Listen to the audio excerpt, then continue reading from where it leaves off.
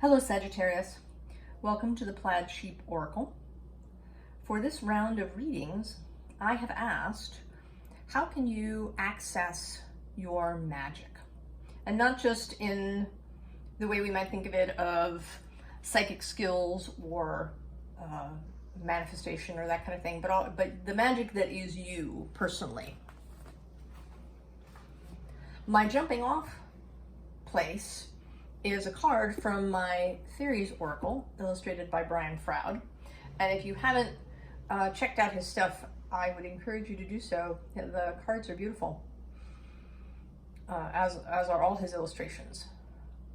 So your card today is the Lome, which I discovered after looking her up, because I've never, right, there isn't a pronunciation guide in the guidebook. But it turns out that the Lome are nature spirits in the Baltic countries like Lithuania. So there she is, the Lome. And I'm going to read you a little bit of what it says about her.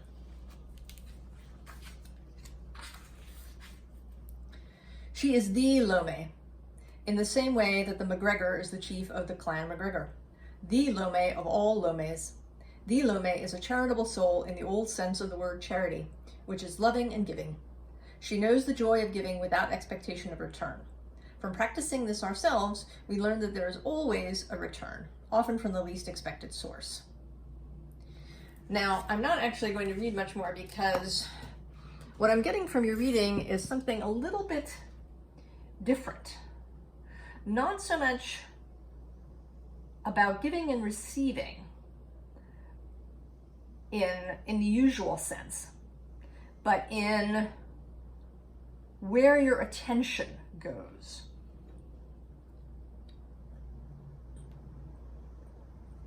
So I don't, if you've heard of Kasia Urbaniak, she's a very interesting person, and I'll put her name down in the description below.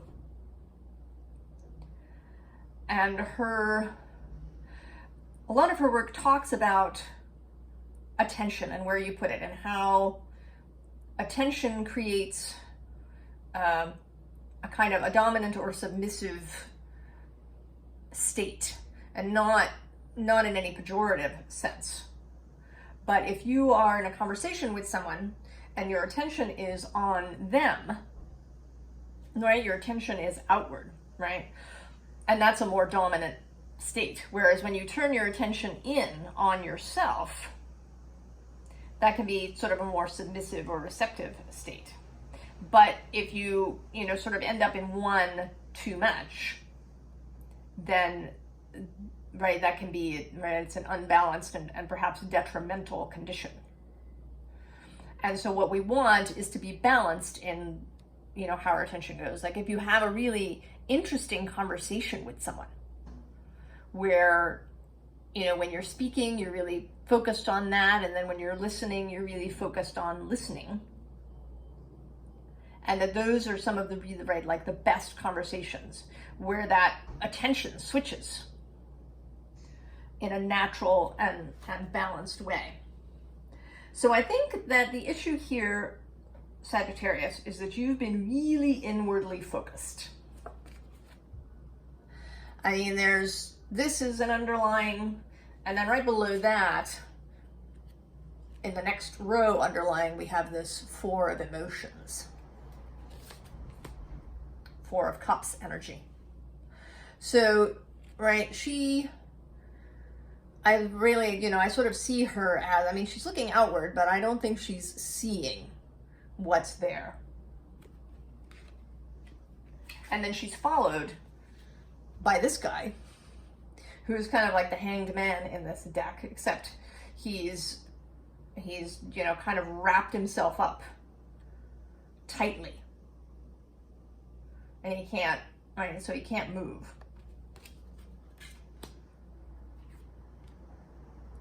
Now the next card is this tin, and I think this is part of you trying to get itself felt, right? I feel like he's sort of trying to unwind himself from this right, this fabric that he's been wrapped in.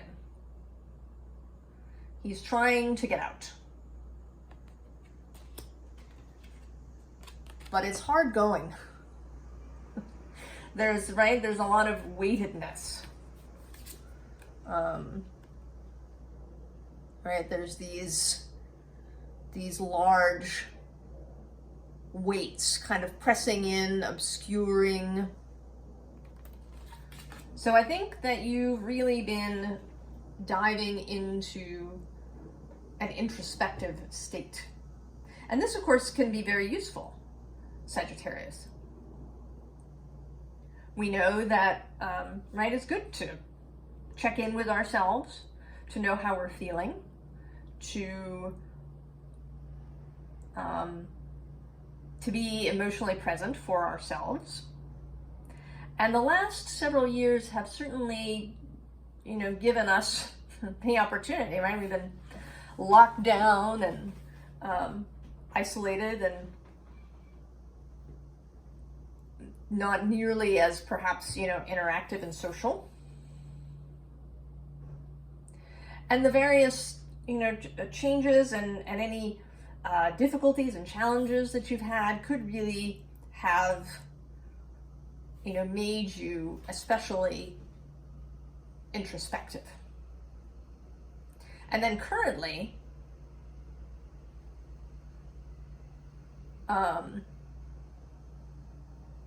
Mercury has been moving retrograde, sort of sextile and then square, depending on where you are, from Libra to Virgo.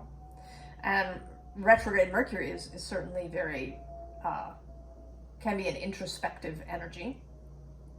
And Mars is moving through Gemini across the way, through his shadow. He's going to turn retrograde later in October of 2022. And that too, right, and there's a whole bunch of planets currently moving retrograde.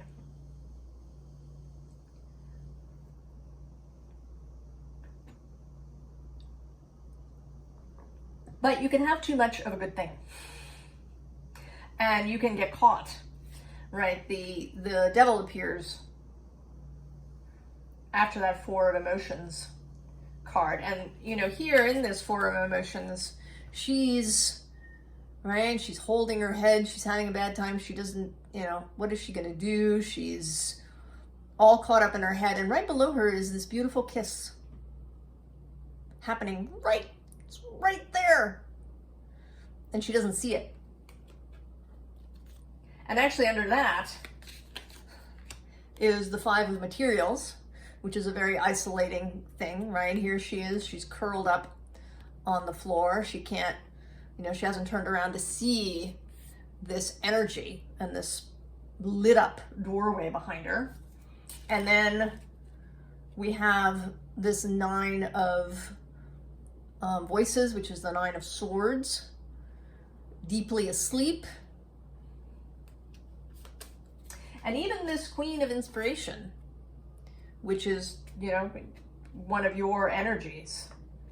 You are traditionally the Knight of Wands, but both the King and the Queen are part of you as well. And she's also, right? She's got her eyes closed. I mean, there's all this brilliant light coming, but to me today, she feels, rather than basking as she sometimes does, she feels like she's just closed her eyes to it. She's totally looking inward.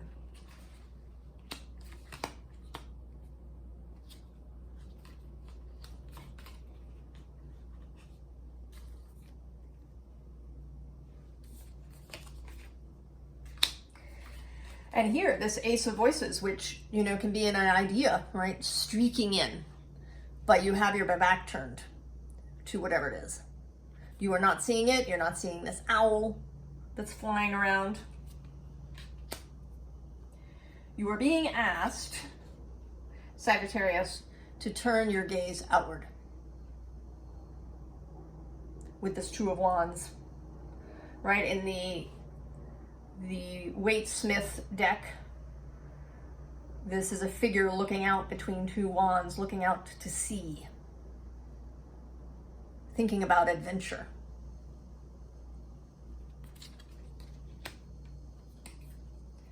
And this star who is receiving this inspiration is facing, right? She has turned to face this inspiration.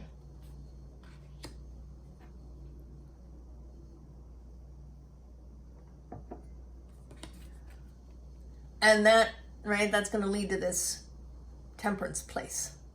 Both a place of balance, as the Lome embodies. Balance of in and out. And also, she always looks like she's just, right, she's had a total realization. A brainwave has arrived. I know, I see it. It was right in front of me. Right? She's seen the kiss happening right in front of her.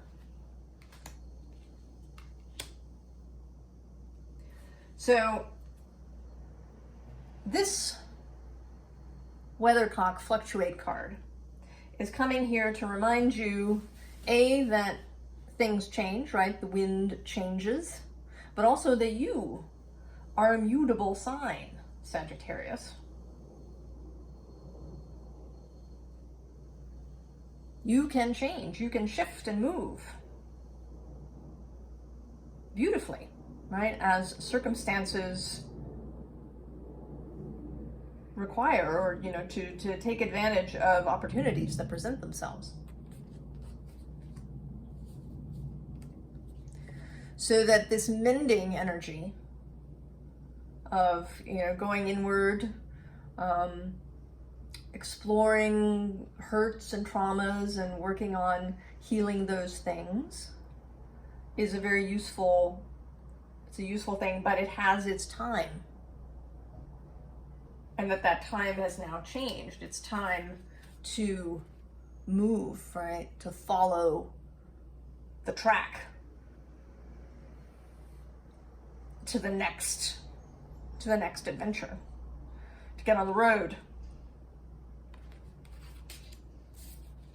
to reach this, you know, cosmic ocean of flow, to not be stuck in this wrapped up state, to move back into a state of flow. And your last three cards are they're just the punctuation, if you will. So the underlying is this King of Wands, who, like the Queen and the Knight, he is part of you. He is your sovereign energy, sovereign fire. He knows when to be still, when to move. He is balanced, when to be in, when to be out, when to be receptive, when to take action.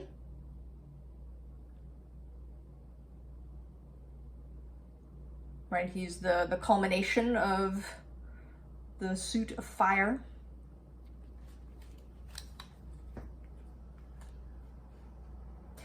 And then these two cards have come out for me too recently, together. 2 tens.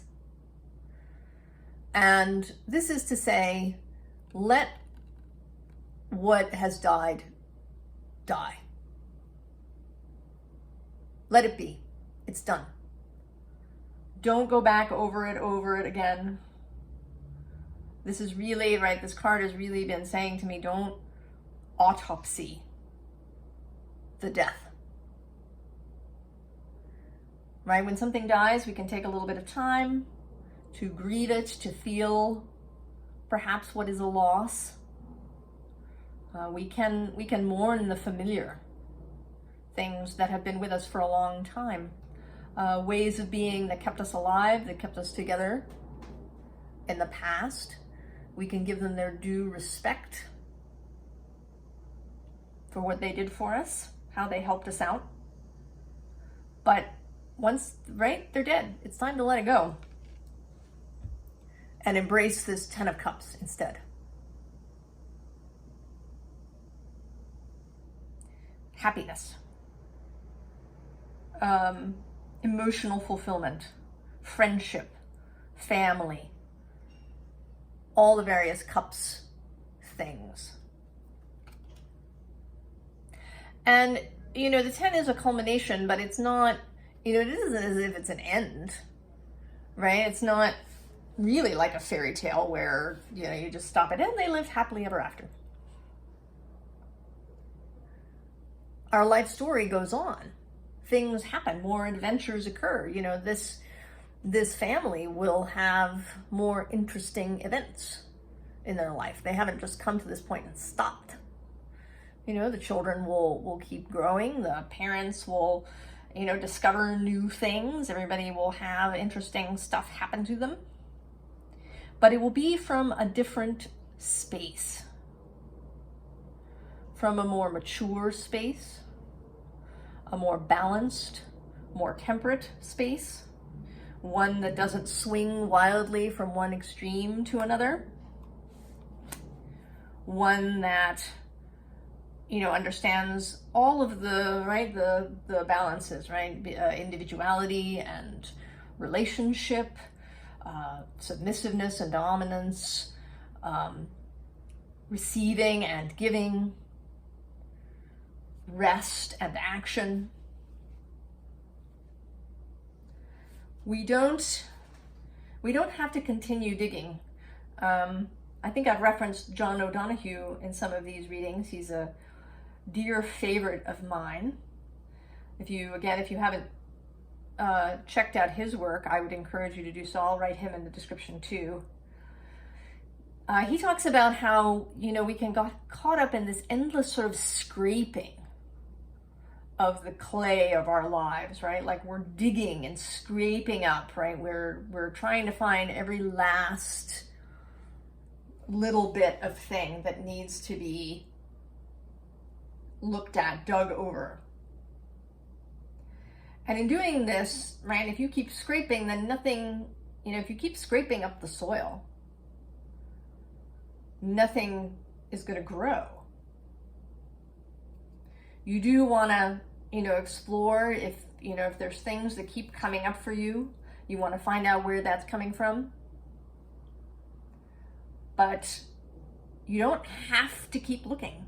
You can come to a place where you feel really pretty good. It's not a state of perfection, but you mostly really feel good on a daily basis. You know who you are. You know what you want.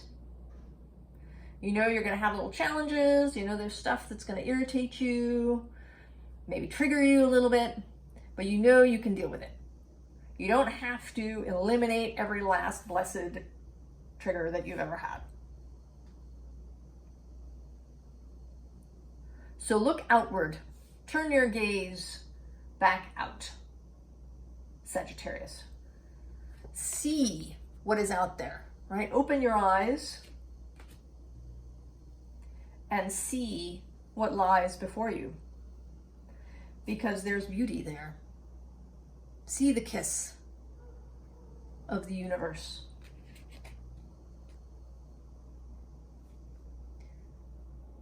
Appropriately, Sagittarius, you are one of my shortest readings. You're very to the point.